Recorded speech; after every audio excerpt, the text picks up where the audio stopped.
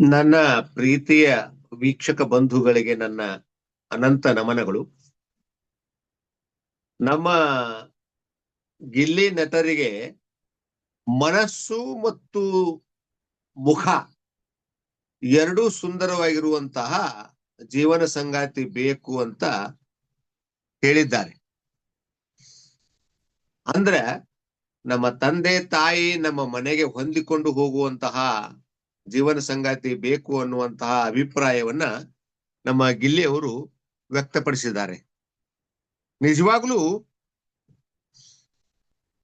ಗಿಲ್ಲಿ ಒಬ್ಬ ಜೆಂಟಲ್ಮ್ಯಾನ್ ಅನ್ಲಿಕ್ಕೆ ಸಾಕಷ್ಟು ಉದಾಹರಣೆಗಳು ಸಿಗ್ತಾವ ನಮಗೆ.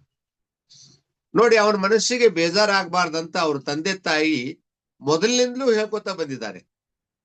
ಅವನಿಗೆ ಯಾರು ಇಷ್ಟವೋ ಅವ್ರ ಜೊತೆಗೆ ಅವನ ಮದುವೆ ಮಾಡ್ತೀವಿ ಅಂತ. ನಮ್ಮ ಎಲ್ಲ ಇಷ್ಟಗಳನ್ನ ಇಚ್ಛೆಗಳನ್ನ ಪೂರೈಕೆ ಮಾಡಿದಂತಹ ನಮ್ಮ ಮಗ ಇಷ್ಟೊಂದು ಜನಪ್ರಿಯತೆಯನ್ನ ಪಡೆದಾನ. ಅವನಿಗೆ ನಾವು ಬೇಸರ ಮಾಡಲ್ಲ, ಅವನಿಗೆ ಎಂಥ ಕನ್ಯೆ ಬೇಕು ಅವ ಅಂತ ಕನ್ಯೆ ಮದುವೆ ಮಾಡ್ಕೋಬಹುದು ಅನ್ನುವಂತ ಒಪ್ಪಿಗೆಯನ್ನು ಕೊಟ್ರು. ಅದು ಅವರ ಧರ್ಮ.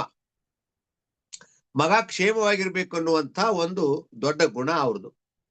ಆದ್ರೆ ಮಗ ಕೂಡ ಚಿಕ್ಕವನಲ್ಲ, ಅವನು ಕೂಡ ಅಷ್ಟೇ ದೊಡ್ಡ ವ್ಯಕ್ತಿತ್ವವನ್ನು ಹೊಂದಿರತಕ್ಕಂಥವನು. ತಂದೆ ತಾಯಿ ಅವನಿಗೆ ಇಷ್ಟಪಡುವಂತ ಕನ್ಯೆ ಮಾಡ್ಕೊಳ್ಳಿಕ್ ಒಪ್ಪಿಗೆ ಕೊಟ್ಟಿದ್ದಾರಂದ್ರು ಕೂಡ ನಮ್ಮ ಗಿಲ್ಲಿ ನಟರು ನಮ್ಮ ತಂದೆ ತಾಯಿಗಳಿಗೆ ಇಷ್ಟ ಆಗುವಂತಹ ಮನಸ್ಸು ಮತ್ತು ಮುಖ ಎರಡೂ ಸುಂದರವಾಗಿರ್ತಕ್ಕಂತಹ ಹುಡುಗಿ ನನಗೆ ಬೇಕು ಅನ್ನುವಂತ ಮಾತನ್ನ ನಿನ್ನೆ ಸಂದರ್ಶನವೊಂದರಲ್ಲಿ ಹೇಳಿದ್ದಾರೆ. ಅವರನ್ನ ನಾವು ಎಷ್ಟು ಅಳೆದು ತೂಗಿ ನೋಡಿದ್ರು ಕೂಡ ಅವರಂಥ ವ್ಯಕ್ತಿತ್ವ ಸಿಗುವ ಜನ ಬಹಳ ಕಮ್ಮಿ. ಯಾರು ಏನೇ ಅವರಿಗೆ ವಿರೋಧವನ್ನು ಮಾಡಿದ್ರು ಕೂಡ ಅಷ್ಟೇ ಸಮಾಧಾನದಿಂದ ಅದನ್ನ ಅವರು ನಿರಾಕರಣೆ ಮಾಡ್ತಾರೆ ವಿನಃ ಯಾವುದೇ ರೀತಿ ರೋಷ ಆವೇಶಗಳನ್ನ ತೋರಿಸಿದ್ದು ನಮಗೆ ಕಂಡು ಬಂದೇ ಇಲ್ಲ. ಅದು ಅವರ ವ್ಯಕ್ತಿತ್ವ. ಹೀಗಾಗಿ ಅವರು ಇಷ್ಟೊಂದು ಜನಪ್ರಿಯತೆಯನ್ನ ಪಡಿಲಿಕ್ಕೆ ಕಾರಣ ಆಯ್ತು ಅವರ ಒಂದು ಗುಣ. ಆ ಗುಣನೇ ಇಷ್ಟೊಂದು ಬೆಳಿಲಿಕ್ಕೆ ಸಾಧ್ಯ ಆಯ್ತು. ನೋಡಿ, ನಮ್ಮ ಕರ್ನಾಟಕದೊಳಗ ಅತಿ ಹೆಚ್ಚು ಅಭಿಮಾನಿಗಳನ್ನ ಪಡೆದಂತ ಒಬ್ಬ ಯಾರಾದ್ರೂ ಮೇರು ನಟ ಇದ್ರೆ ಅದು ಡಾಕ್ಟರ್ ರಾಜ್ಕುಮಾರ್ ಅವರು.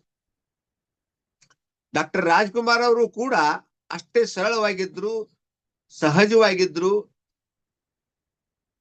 ನಿರಾಡಂಬರವಾಗಿದ್ರು. ಹಾಗಾಗಿ ಅವರನ್ನ ಜನರು ಬಹಳ ಇಷ್ಟಪಡ್ತಿದ್ರು. ಅದೇ ರೀತಿಯಾಗಿ ಇವತ್ತು ನಮ್ಮ ಗಿಲ್ಲಿ ಅವರನ್ನ ಇಡೀ ಜಗತ್ತಿನಾದ್ಯಂತ ಎಷ್ಟೋ ಜನ ಕನ್ನಡಿಗರು ಇಷ್ಟಪಡ್ಲಿಕ್ಕೆ ಮುಖ್ಯ ಕಾರಣ ಅಂದ್ರೆ ಅವರ ವ್ಯಕ್ತಿತ್ವ, ಅವರ ಸ್ವಭಾವ, ಅವರ ಒಳ್ಳೆತನ. ಅದನ್ನ ಅವರು ಗಳಿಸಿಕೊಂಡು ನಾನು ಉಳಿಸಿಕೊಂಡು ಹೋಗಬೇಕಾಗಿದೆ. ಅದಕ್ಕೋಸ್ಕರ ನನಗೆ ಒಂದೊಂದ್ ಸಾರಿ ಭಯ ಆಗ್ತದೆ, ಇವರ ಎಲ್ಲ ಪ್ರೀತಿಯನ್ನ ನನಗೆ ಉಳಿಸಿಕೊಂಡು ಹೋಗ್ಲಿಕ್ಕೆ ಸಾಧ್ಯ ಆಗ್ತದೋ ಇಲ್ಲೋ, ಎಲ್ಲಿ ನಾನು ತಪ್ಪು ಮಾಡಿಬಿಡ್ತೀನೋ ಅನ್ನುವಂತ ಆತಂಕ ಅವ್ರನ್ನ ಸದಾ ಕಾಡ್ತಾ ಇರ್ತದೆ ಅನ್ನುವಂತ ಮಾತನ್ನ ಅವರು ಎಲ್ಲಾ ಸಂದರ್ಶನಗಳಲ್ಲೂ ಹೇಳಿದ್ದಾರೆ. ಅವರಿಗೆ ಒಳ್ಳೆಯ ಅವಕಾಶಗಳು ಸಿಗಲಿ, ಜೀವನದೊಳಗ ಅವರು ಹೆಚ್ಚು ಹೆಚ್ಚು ಅಭಿವೃದ್ಧಿಯನ್ನ ಸಾಧಿಸ್ಲಿ. ಸಾಕಷ್ಟು ರಾಜಕಾರಣಿಗಳು ಎಲ್ಲರೂ ಅವ್ರನ್ನ ಸಪೋರ್ಟ್ ಮಾಡಿದ್ದಾರೆ. ಈಗ ಅವರಿಗೆ ಕನ್ಯಾ ಕೊಡ್ಲಿಕ್ಕೆ ಸಾಕಷ್ಟು ಜನ ತುದಗಾಲ ಮೇಲೆ ನಿಂತಿರ್ತಾರೆ. ಆದ್ರೆ ನಮ್ಮ ಗಿಲ್ಲಿ ಅವರು ಆ ರೀತಿ ಯಾವಾಗ್ಲೂ ಅವರು ದುಡುಕೋದಿಲ್ಲ, ಅವ್ರು ಎಂದೂ ದುಡುಕುದಿಲ್ಲ. ಅವರ ಆ ವ್ಯಕ್ತಿತ್ವ ಯಾವತ್ತಿಗೂ ಚೇಂಜ್ ಆಗಲ್ಲ ಅನ್ನುವಂತ ಮಾತನ್ನ ಹೇಳ್ತಾ ಈ ನನ್ನ ವಿಡಿಯೋವನ್ನು ಮುಗಿಸ್ತಾ ಇದ್ದೀನಿ ಸರ್. ದೇವರು ಅವರಿಗೆ ಒಳ್ಳೆಯ ಸಂಗಾತಿಯನ್ನ ಕೂಡಿಸಿಕೊಡ್ಲಿ, ಅವರ ಕೌಟುಂಬಿಕ ಜೀವನ ಮತ್ತು ವೈವಾಹಿಕ ಜೀವನ ಸುಂದರವಾಗಿರ್ಲಿ ಅನ್ನುವಂತ ಮಾತನ್ನ ಹೇಳ್ತೀನಿ. ಜೊತೆಗೆ ಅವರು ಇನ್ನೂ ಒಂದು 2-3 ವರ್ಷ ನಾನು ಮದುವೆ ಆಗುದಿಲ್ಲ ಅನ್ನುವಂತ ಮಾತನ್ನ ಹೇಳಿದ್ದಾರೆ. ಅದು ಸತ್ಯ, ಅದು ಸರಿಯಾದ ನಿರ್ಧಾರ ಕೂಡ ಅಂತ ನನ್ನ ಅಭಿಪ್ರಾಯ. ಮತ್ತೆ ಅವರು ಯಾವ ರಾಜಕಾರಣವನ್ನು ನಾನು ಸೇರಲ್ಲ, ನನಗೆಲ್ಲರೂ ಅಷ್ಟೇ ಅನ್ನುವಂತ ಮಾತನ್ನ ಹೇಳಿದ್ದಾರೆ.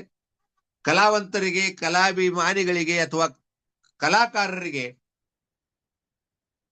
ಎಲ್ಲಾ ಧರ್ಮ, ಎಲ್ಲಾ ಜಾತಿ, ಎಲ್ಲಾ ಪಕ್ಷಗಳು ಒಂದೇ. ಅವರಲ್ಲಿ ಯಾವುದು ಭೇದ ಭಾವ ಇಲ್ಲ ಅನ್ನುವಂತ ಮಾತನ್ನು ಕೂಡ ಅವರು ಹೇಳಿದ್ದಾರೆ.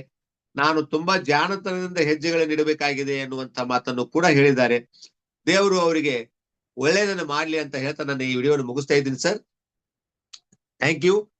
ದಯವಿಟ್ಟು ಸಬ್ಸ್ಕ್ರೈಬ್ ಆಗ್ರಿ, ಲೈಕ್ ಮಾಡ್ರಿ, ಶೇರ್ ಮಾಡ್ರಿ, ಸಪೋರ್ಟ್ ಮಾಡ್ರಿ ಅನ್ನುವಂತ ಮಾತನ್ನ ಹೇಳ್ತಾ ನನ್ನ ಈ ವಿಡಿಯೋವನ್ನು ಮುಗಿಸ್ತಾ ಇದ್ದೀನಿ ಸರ್. ಮುಂದಿನ ವಿಡಿಯೋದಲ್ಲಿ ಭೇಟಿ ಆಗೋಣ. Thank you.